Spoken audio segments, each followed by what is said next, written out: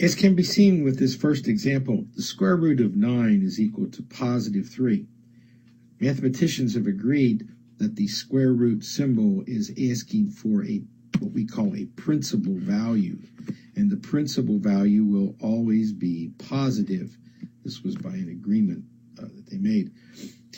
And that's fine for most problems. The square root of 9 would be 3. The square root of 16 would be then positive 4.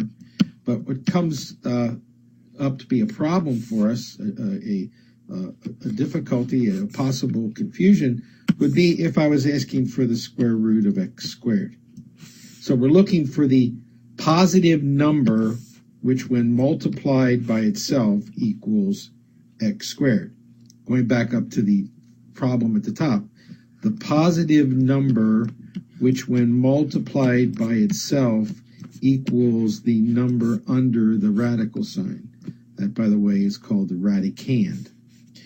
So what number times itself would equal x squared, and being sure that that number is positive so that it's a principal value? So our first guess might be x, but as we know, variables can be many different values, and in this case, x could be positive or negative. And in this case, to avoid the principal value as not being the answer we get, we use what's called absolute value. So then the square root of x squared would be the absolute value of x. This does not come up as a problem, as a difficulty with cube roots.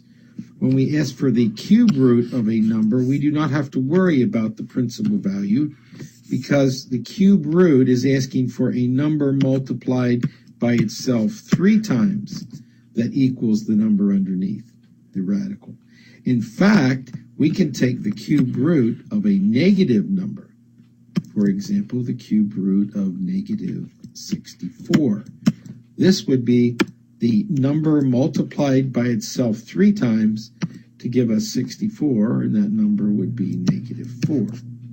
So as you can see, it's not a difficulty when we have cube roots. We don't have to worry about absolute value. We do have to worry about absolute value with square roots. The confusion arises, and this takes some clarity, some thinking on everyone's part. The square root of x to the 4th would not need an absolute value because the answer would be x squared, and it is guaranteed to be a positive number. So we have to be careful. We only have to worry about an absolute value if this number right here, this power, turns out to be odd. Then we need an absolute value.